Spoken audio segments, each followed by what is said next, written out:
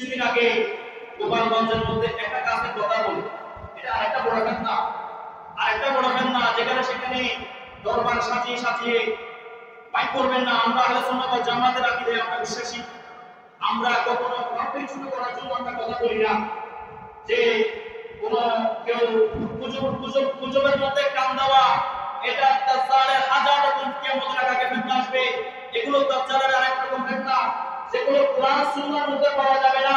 এই সমস্ত কথা যদি দিবানকের মতো সত্য হয়, দাজ্জাল তো আপনাকে দেখাবে সূর্য উদিত করে দেখাবে, দাজ্জাল দেখাবে আপনাকে দ্বিগুণিত করে আবার জীবিত করে দেখাবে। দাজ্জালের মতো এত শক্তিশালী এর জাদুকে দেখাতে পারবে না, এর পরিমাণদেরকে দাজ্জাল কাম করতে পারবে না।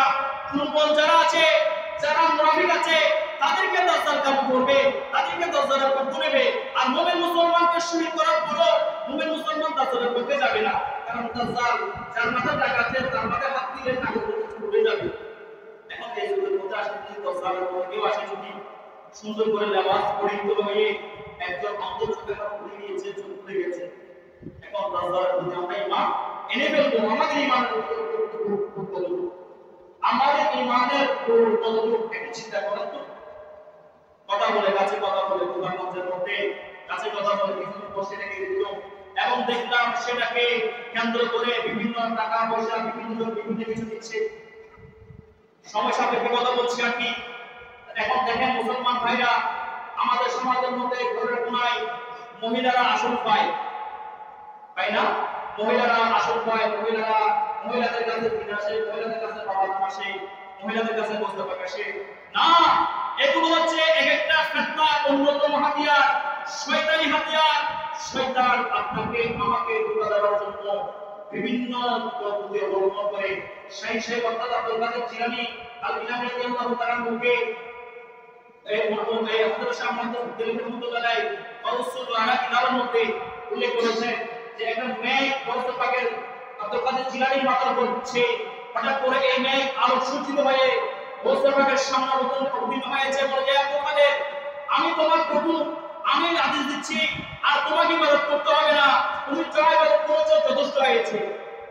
সাইয়েদ আব্দুল কাদের জিলানী চোখ বন্ধ করে কোরআন সুন্নাহর উপর চোখ ঘুরে নিয়েছে, শরীয়তের মাসালাগুলো গবেষণা করেছে, দেখে যে এমন কোন জায়গা নেই, এমন কোন আয়াত, এমন কোন হাদিস নাই, এমন কোন নিদর্শন নাই যে আল্লাহ পাক রব্বুল আলামিন নিষেধ করেছেন আমার ইবাদত শেষ হয়ে গেছে। বরঞ্চ আছে মৃত্যু না পর্যন্ত সাকারাতের বিছানায় শায়িত হয়ে গেলে একজন মুমিন মুসলমান একাত্মবাদ আল্লাহর ইবাদতে, রাসূলের রিসালাতের উপর, ঈমানের উপর মজবুত থাকা হচ্ছে একজন মুমিনের উপর বড় জরুরি। সুবহানাল্লাহ। সেই কথার উপর চিন্তা করবেন, লা হাওলা ওয়ালা কুওয়াতা, শয়তান বিতাড়িত হয়ে গিয়েছে।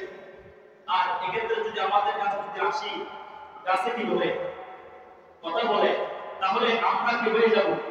পাগল ভরা হয়ে যাব, টাকা গরু ছাগল যা যা আছে সব দেব। এগুলো হচ্ছে শয়তানের ওয়াসওয়াসা। জামাল মুজাদা 88 মধ্যে রয়েছে আমার রাসূলের যুগ, আমার রাসূলের ব্যাপারে বিভিন্ন জিন জাতিরা বিভিন্ন মূর্তির মধ্যে প্রবেশ করে আমার রাসূলের ব্যাপারে কুসংবাদ মিথ্যা বলতো। কাছে যেমন কথা বলে কান পেতে, কাছের কথা শোনা যায়, মানুষ বিভ্রান্ত হয়ে যায়। আর কাফির মুশরিকরা ছিল মূর্তি পূজারী, তারা মূর্তিকে পূজা করত, মূর্তির সামনে তারা খানা দিত, প্রসাদ দিত, সেগুলো তারা বর্তমানের জন্য তারা খাইত। আর আমার রাসূল কারীম সাল্লাল্লাহু আলাইহি ওয়াসাল্লামের ব্যাপারে অসংখ্য কাফির জিন রাসূলের ব্যাপারে কুসংবাদ দিয়েছে। আবার অসংখ্য মুমিন মুসলমান জিনে আমার রাসূলের পক্ষ হয়ে ওই সমস্ত কাফির জিনকে প্রতিহত করেছে, হত্যা করেছে, বদল করেছে। সুবহানাল্লাহ। জামিউল মুজাদ্দা 8 নম্বর মধ্যে রয়েছে মক্কার একজন ব্যক্তি, তার নাম ছিল বালিদ। এই বালিদের একটা সোনার মূর্তি ছিল। ওই মূর্তির মধ্যে হঠাৎ করে ওই বালিদ নাড়াচাড়া অবলম্বন করলো, নাড়াচাড়া কেউ করলো, মূর্তি হঠাৎ করে নাড়াচাড়া করতেছে। তাদের এইভাবে নাড়াচাড়া দেখে বালিদ হঠাৎ করে মূর্তির মুখ থেকে কথা শুনছে, মূর্তি বলছে স্পষ্ট আদি ভাষায়, এ বালিদ, তুমি আমাকে পূজা করছো, আমি তোমার খুব সন্তুষ্ট হয়েছি, আমি তোমার প্রভু, তোমার দেবতা। আর মুহাম্মদ রাসূলুল্লাহ একজন বড় নবী, সে বড় নবী না, সে কষ্ট নজরিলা করে, নজরিলা করে আমার রাসূল সত্য নবী কিনা। আপনার এই সাক্ষী দুজন ফেরেশতা লিখে ফেলেছে, আপনার আমলনামা ভারী হয়েছে। সুবহানাল্লাহ বলেন না? এই সুবহানাল্লাহর আওয়াজ, আল্লাহর জিকিরের আওয়াজ এমন হওয়া চাই। হযরতে আমার রাসূলের ব্যাপারে যখন এইভাবে ঘোষণা হচ্ছে, এরপরে শিবাই দিয়ে মক্কার মধ্যে এলান করে দিল, এই মক্কাবাসীরা শোনো শোনো শোনো, আমার দেবতা আমার সঙ্গে কথা বলেছে, আমার দেবতা আমার সঙ্গে কথা বলেছে মুহাম্মদ রাসূলুল্লাহর ব্যাপারে, সে সাক্ষী এসে বলল, আলহামদুলিল্লাহ বলবেন না? আলহামদুলিল্লাহ। এর পরবর্তী মানুষজনের সবাই মানুষজনের জমায়েত হয়ে গেল। জমায়েত মানুষের সামনে বলে প্রশ্ন করে, ও আমার দেবতা মুহাম্মদের ব্যাপারে বলুন, ওই কথা কি রিভিল করছে, সত্যি কথা রিভিল করছে, সবাই খুশি। আর এদিকে আমার রাসূলের দরবারের মধ্যে খবর পৌঁছে, দরবারে মুস্তাফা ইয়া রাসূলুল্লাহ বলে সত্যি কথা বলে আপনার ব্যাপারে মিথ্যা সাক্ষী দেন, আর বলে এই বিষয়ে মানুষকে জমায়েত করে মানুষকে সেটা শোনায়, মানুষকে সেটা শোনায়। তখন আমার রাসূল কি করলেন? মুনাজারায় গেলেন, সাহাবায়ে কেরামকে নিয়ে গেলেন। আমার রাসূল যখন গেলেন, মুক্তির জবান থেকে বের হয়ে গেল, আসসালাতু ওয়াসসালামু আলাইকা সাইয়্যিদি ইয়া রাসূলুল্লাহ, সুবহানাল্লাহ। বলেন যে ও মক্কাবাসীরা শোনো শোনো, যে নবী আসছেন উনি হচ্ছেন সত্য নবী, আল্লাহর প্রেরিত নতুন শেষ নবী। ওনার পরে আর কোন নবী আসবে না, উনি আখেরি নবী, উনি আল্লাহর প্রেরিত রাসূল। ওনার প্রতি আমি ইমান এনেছি, তোমরা ইমান এনেছো।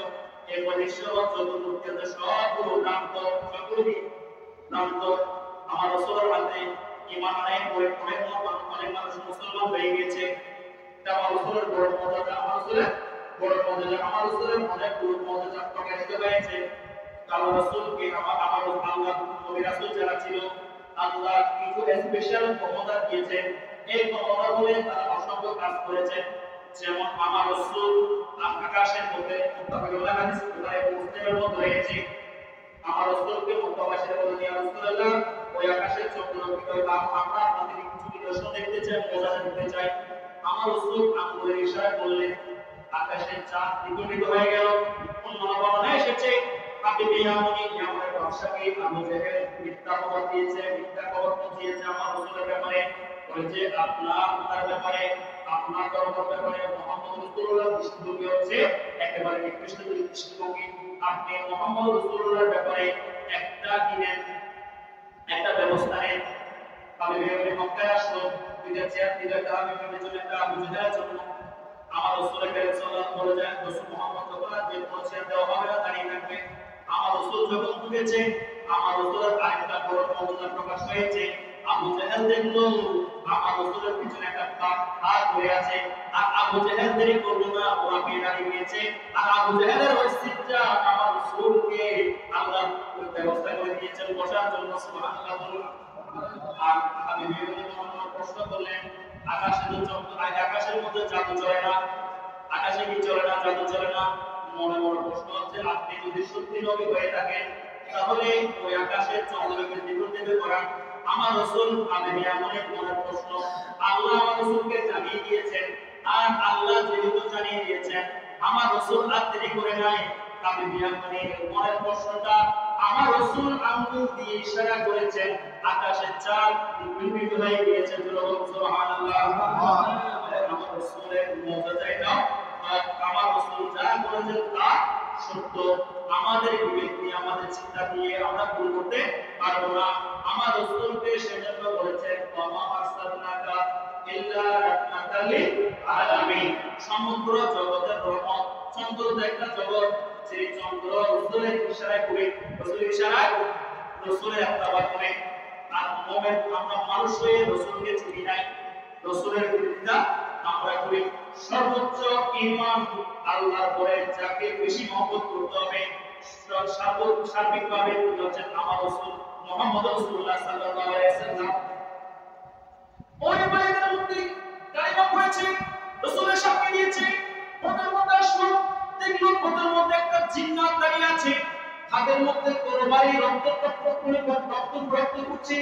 ওই জিন্নাতকে আমার রাসূল জিজ্ঞেস করলেন, তুমি কে? বলছি ইয়া রাসূলুল্লাহ, আমি বলছি আমি এই সবের উপরে বলতে থাকি, কিছুদিনের জন্য আমি অবস্থায় গিয়েছি, ওই পাহাড়ের পিছনের পাহাড়ের একজন মুসলমান জিন আছে, কাফির জিন আছে, সে গরিবের মূর্তির মধ্যে প্রবেশ করেছে। প্রবেশ করে আপনার ব্যাপারে যা যা বলছেন আর এই কাজ যখন করেছে, আমি যখন ফিরে এসেছি আমার ছেলে মেয়ে স্ত্রী পুত্র কান্নাকাটি শুরু করে দিয়েছে আপনার মহব্বতে। ইয়া রাসূলুল্লাহ, আমি আর দেরি করি নাই, আমি ওই কাফির জিনকে হত্যা করে মেরে ফেলে আমি ওই গরিবের মূর্তির মধ্যে প্রবেশ করে আপনি নবীর নবুয়তের সাক্ষ্য দিয়েছি। সুবহানাল্লাহ।